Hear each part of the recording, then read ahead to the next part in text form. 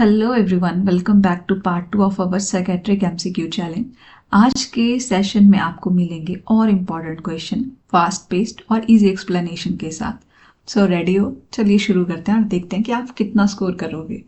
सो guys, आपका first question है, the cognitive decline seen in Alzheimer disease is mainly due to reduce level of which neurotransmitter. तो इसमें पूछा कि Alzheimer disease में जो कोग्निटिव डिक्लाइन होता है वो किस न्यूरोट्रांसमीटर के लेवल डिक्रीज होने से होगा। तो सबसे पहले हमें पता होना चाहिए कि कोग्निटिव डिक्लाइन क्या होता है। कोग्निटिव डिक्लाइन का मतलब होता है सोचने, समझने, याद रखने और डिसीजन मेकिंग की एबिलिटी कम हो जाना। ठीक है, तो अब देखते हैं कि क्या ऑप्शन है। ऑप्शन है norepinephrine, acetylcholine, dopamine, glutamate. So here the correct answer is acetylcholine. देखो, अल्जाइमर डिजीज में ब्रेन के हिपोकैम्पस और कॉर्टेक्स एरिया में जहाँ पे एसिटाइलकोलिन होता है उसका लेवल रिड्यूस हो जाता है और ये न्यूरोट्रांसमीटर मेमोरी और लर्निंग के लिए बहुत इंपॉर्टेंट होता है।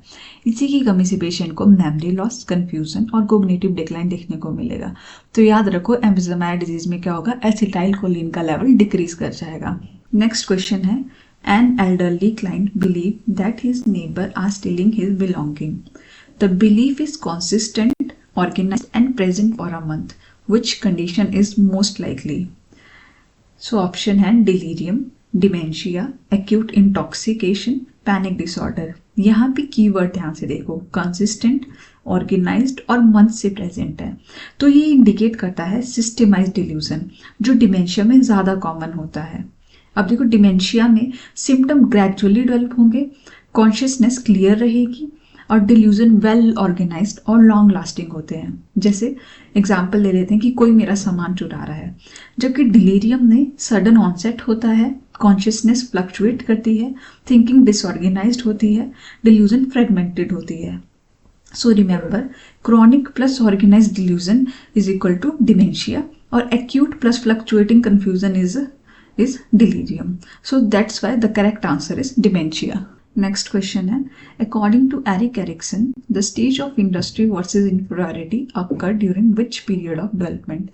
Infancy, early childhood, school age, adolescence. So here the correct answer is school age.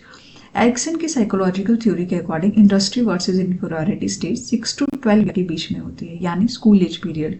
तो इस स्टेज में जो बच्चे हैं वो स्कूल जाना शुरू करेंगे, न्यू स्किल सीखेंगे और यहाँ पे होमवर्क, कंपटीशन, टीम वर्क और अचीवमेंट उनके लिए इंपॉर्टेंट हो जाता है।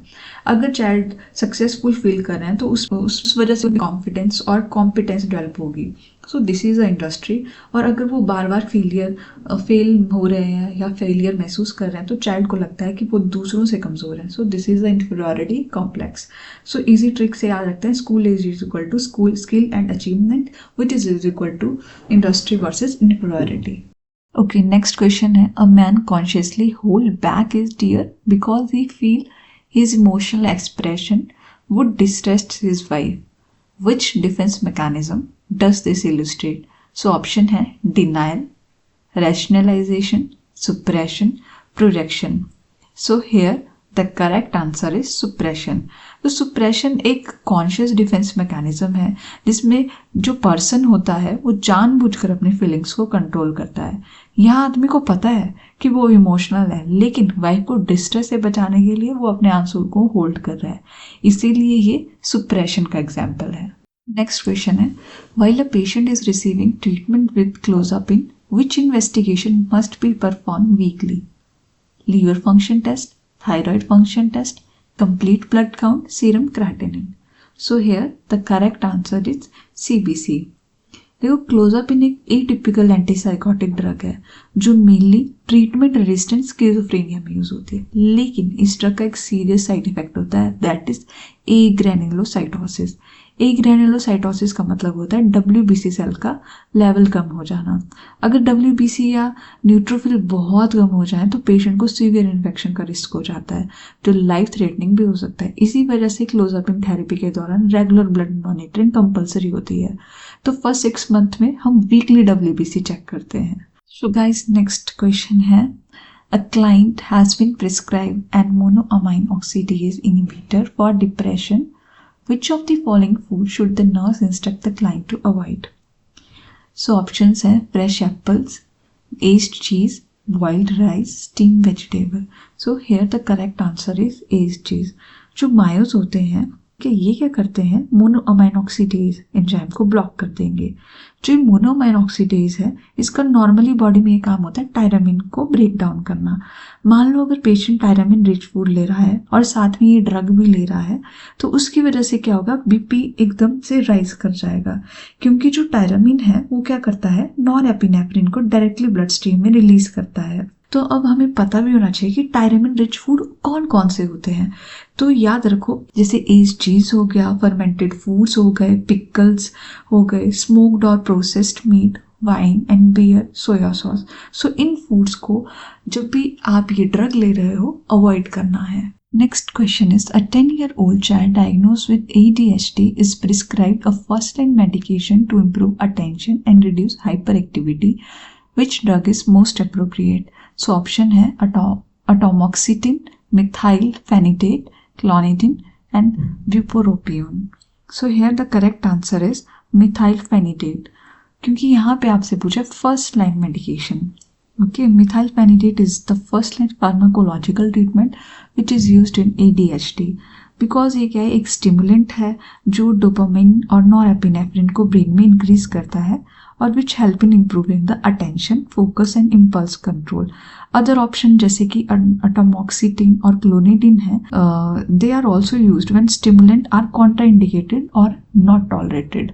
नेक्स्ट क्वेश्चन है, a patient is receiving lithium therapy for bipolar disorder. When should the nurse schedule a blood sample to determine serum lithium level?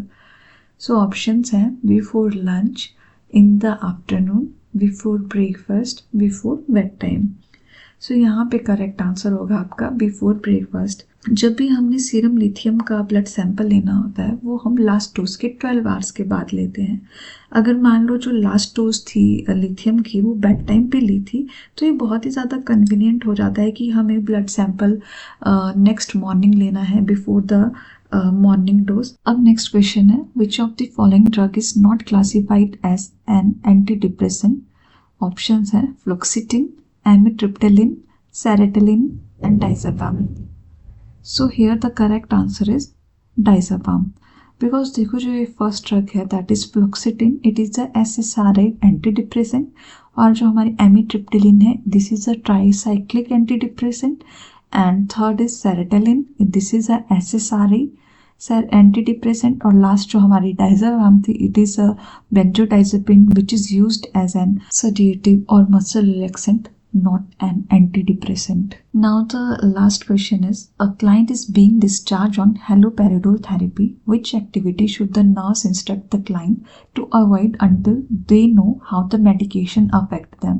So options हैं driving or operating heavy machinery, B eating a balanced diet, C engaging in mild exercise, D maintaining a regular sleep schedule. So here the correct answer is driving और operating a heavy machinery.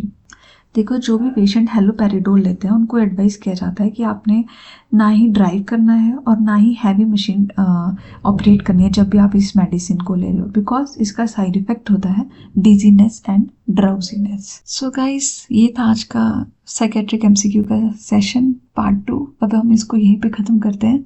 Please video के comment में ज़रूर बताना कि आपका कितना score था आज का। चैनल को सब्सक्राइब कर लो, वीडियो को लाइक कर दो ताकि मुझे ऐसी वीडियोस बनाने की और मोटिवेशन मिलती रहे। अब मिलते हैं नेक्स्ट साइकेट्रिक MCQ पार्ट 3 में, तब तक के लिए बाय बाय।